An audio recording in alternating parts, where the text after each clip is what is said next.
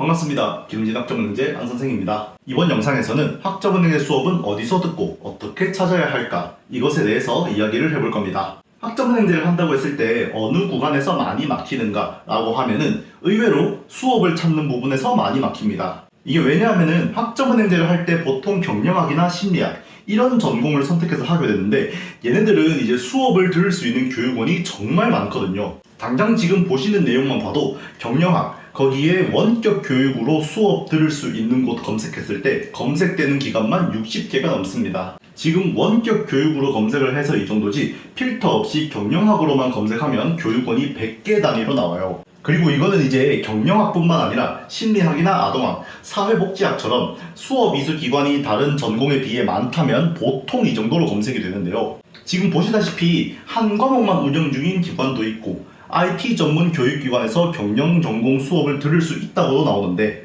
여기서 나는 어느 기관에서 수업을 들어야 할까 결정을 하는 게 생각보다 쉽지 않다. 그래서 오늘 주제가 학점은행제를 이제 막 시작한 학습자분들에겐 큰 진입장벽이 될 수도 있는 거죠. 왜? 이 구간에서 생각보다 굉장히 많이 막히기 때문에. 제도 이용 사항이나 이런 것도 정말 중요하지만 당장의 어려움을 해결하지 못하면 학점은행제 제도 이용 사항 이런 게 필요가 없으니까 일단 이것부터 해결을 하는 게 목적이라고 볼 수 있습니다. 그러면 수업은 어디서 듣고 어떻게 찾아야 하는가? 일단 이걸 찾는다 하면은 학습자님이 정확하게 학점은행제를 통해서 무엇을 할 건지 기준을 명확하게 잡아야 하는데 나는 그런 거 필요 없고 수업부터 듣고 싶어요. 이러면 매우 좋지 않은 상황이 발생할 수 있다. 학생 본인이 학점은행제를 통해서 뭘 할 건지 기준을 명확하게 잡아야 한다는 걸 제가 비교적 자주 말씀을 드리고 있어요. 영상 보시는 분들이라면 방금 제가 말씀드린 내용이 조금 질리더라도 다시 한번 꼼꼼하게 체크해 주시길 바랍니다. 그리고 뭐 어디서 상담을 받았는데 수업부터 빨리 신청해야 한다 이런 말은 그냥 무시하시면 됩니다. 개소리 하지 말라고 하시고요. 뭘 할 건지 알아야 어떤 수업을 들을지 알고 어떤 수업을 들을지 알게 된다면 교육원을 찾는 과정도 당연히 수월해지겠죠. 당장 예를 하나 들어서 학습자님이 기사시험 응시 자격을 목표로 학점은행제 106학점 취득을 원한다 하면은 이때는 전공이나 교양, 일반 학점 이런 학습 구분과는 상관없이 학점이랑 전공만 맞추면 되어서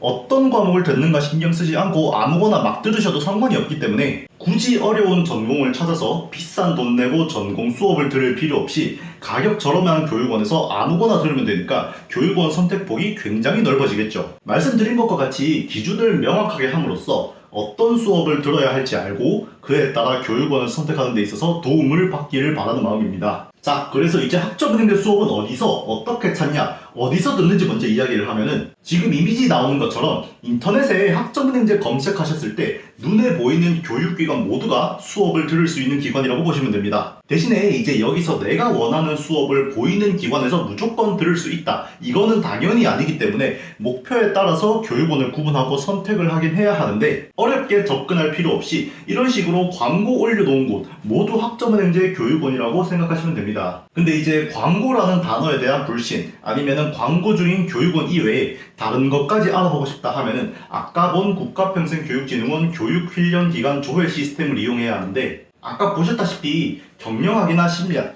이런 걸 여기다가 검색하시면 나오는 교육기관이 워낙 많다 보니까 이걸 하나하나 비교해야만 찾기는 어려울 겁니다. 뒤에서 상세하게 이야기를 할 거지만 일단 지금 당장은 나오는 교육기관으로 비교하는 것을 권장드리고 조금 더 깊이 있게 찾아도 되지만 추천은 안 한다. 그리고 아까 제가 어디를 가든 내가 원하는 수업을 들을 수 없다라고 말씀을 드렸는데 이것도 이제 앞에서 이야기를 했던 것처럼 학습자님의 목표에 따라서 말이 조금 달라질 수가 있습니다. 한 가지 예를 들어서 경영학이랑 컴퓨터공학으로 비교를 해보면 경영학은 내가 어느 교육원을 가도 수업을 들을 수 있거든요. 그래서 경영학 전공 선택해서 수업 들으시는 분들은 여기에 나와 있는 것만 비교하면서 수업을 들으셔도 되는데 반대로 이제 컴퓨터공학 전공 선택하신 분들 컴퓨터공학이 공학계열 안에서는 전공 수업을 가장 많이 개설해둔 전공이라고 이야기를 하지만 비교 대상이 경영학 전공일 땐 초라해질 수밖에 없다. 그래서 컴퓨터공학 전공 선택하신 분들은 단순 보이는 것만 클릭했을 때는 수업 개설 여부가 불확실하기 때문에 이때는 조금 더 디테일하게 교육원을 알아보셔야 하겠죠. 그렇기 때문에 지금부터 말씀드리는 게 이제 교육원은 어떻게 찾아야 하는가 이건데요. 이거는 이제 두 가지로 나눌 겁니다. 학습자분들이 학점은행제를 하실 때 어떤 목적으로 했고 어떤 전공으로 했는가 이걸로 나눠서 설명을 드릴 건데, 지금 보시는 2-1에서는 학점은행제를 한다고 했을 때 가장 보편적으로 선택하는 전공, 이제 뭐 예를 들면은 경영학이라든가 심리학, 아동학, 사회복지학 이런 전공을 선택하신 분들이죠. 그리고 내가 뭐 어떤 전공을 선택하는 게 아니라 나는 과목 상관없이 학점만 모으면 된다, 이런 분들도 이제 여기에 포함이 됩니다. 이분들은 아까 앞에서 이야기를 했던 것처럼 검색을 했을 때 보이는 교육원 어느 곳에서도 수업을 들으실 수 있는 상황입니다. 그래서 아무데나 들어가서 수업을 들어도 되는데, 당장 눈에 보이는 기관만 비교한다고 해도 기관이 상당히 많잖아요. 그렇기 때문에 이제부터는 교육원을 선택하는 기준을 확고하게 하고 하나씩 비교를 해야 되는데, 어떤 것을 가장 중점적으로 보면 좋은가? 1순위는 무조건 비용을 기준으로 잡고 비교를 하시면 됩니다. 이게 지금 이미지를 보시면 알 수 있는데, 경영학을 예로 들어서 교육기관마다 접속을 했을 때 교육원마다 이수할 수 있는 전공 과목이 엄청 다르다, 이게 아니거든요. 어떤 교육원에 들어가도 들을 수 있는 수업이 어느 정도 정해져 있고, 그와 더불어서 어디를 가도 녹화 강의를 듣기 때문에 수강료가 조금 더 비싸다고 해서 그만큼 학습 퀄리티가 좋은 게 아닙니다. 대학교마다 등록금이 다른 것처럼 학점은행제도 교육기관마다 수강료가 다르다라고 생각해 주시면 이해에 도움이 될 거라고 생각을 하고요. 그래서 정리하면은 어느 곳에서도 수업을 들어도 되는 상황이라면 학습 퀄리티는 큰 차이가 없기 때문에 보이는 곳 한 번씩 둘러보면서 수강료 저렴한 교육원에서 듣는 게 가장 현명하다. 그리고 이제 교육기관 소개할 때 뭐 성적을 잘 주는 교육원 이렇게 소개하는 것도 있는데, 그런 기관은 존재하지 않습니다. 애당초 학점은행제 최종 성적은 상대평가로 결정되기 때문에 다른 기관보다 뭐 성적을 더 잘 준다, 이 내용 자체가 성립이 될 수 없어요. 그러니까 학습자님 본인이 성적을 조금 더 잘 받아야 하는 상황이다 라고 한다면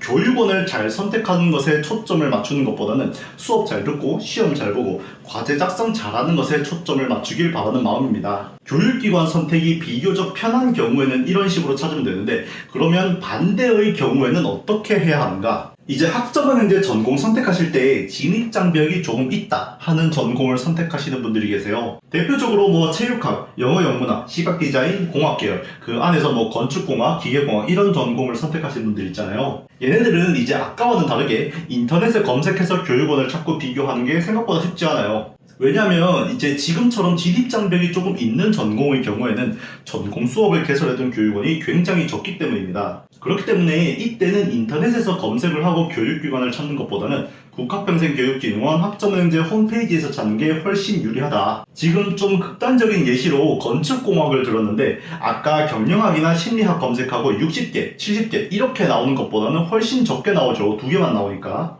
그래서 이때는 인터넷에 그냥 검색하는 것보단 교육훈련기관 조회 시스템을 이용하는 게 훨씬 더 도움이 된다. 대신에 이제 비교 대상이 적다 보니까 아까처럼 비용이 더 저렴한 곳에서 수업을 듣고 이런 식으로 최종 결정을 하는 게 불가능합니다. 어떻게 보면은 전공 수업을 개설해둔 기관이 적을수록 수강료가 비싸다 봐도 되는데, 당장 예시로 들어서 컴퓨터공학이랑 건축공학 두 가지 전공을 비교해보면 건축공학이 지금 보시면 한 과목당 30만원 정도 발생이 되죠. 그런데 컴퓨터공학 전공 수업이 이렇게까지 비싸지는 않잖아요. 비교 대상이 조금 극단적이긴 하지만 그럼에도 불구하고 이런 특징을 가지고 있다는 것은 변하지 않기 때문에 한 번은 체크해야 할 내용이라고 볼 수 있다. 그렇기 때문에 지금처럼 전공 선택에 어느 정도 진입장벽이 있는 거를 선택하셨다면 이때는 교육원 선택에 관련해서는 마음을 조금 내려놓고 찾는 거를 권장드리고 싶어요. 그래서 이제 최종 정리를 하자면 학점은행제 수업은 어디서 들어야 하는가? 당장 인터넷 검색했을 때 보이는 모든 곳이 학생들이 수업 들을 수 있는 교육기관이다 라고 보시면 되는데요. 내가 어떤 과정을 진행하고 있는지에 따라서 어떤 수업을 들어야 하는지도 달라진다는 것.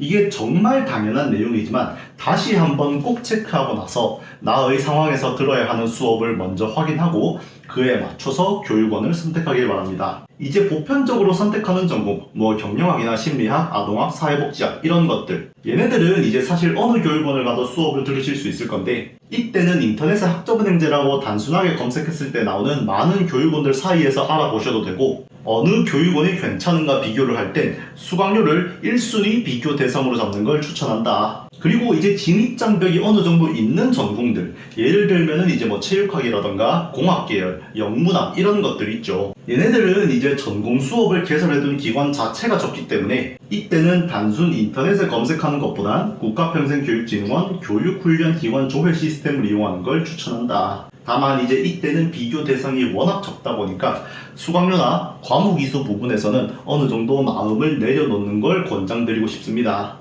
이게 수업 들을 수 있는 교육기관을 찾는 게 결코 어려운 것이 아닌데 너무 꼼꼼하게 알아보려고 하면 괜히 피곤해질 수가 있습니다. 적당히 둘러보시고 아 괜찮네 싶으면 편하게 접근해서 수업 들으시면 좋을 것 같아요. 추가로 이제 뭐 성적을 잘 준다 이런 식의 매혹적인 말에는 넘어가지 마세요. 냉정하게 판단하고 교육원을 선택하시길 바랍니다.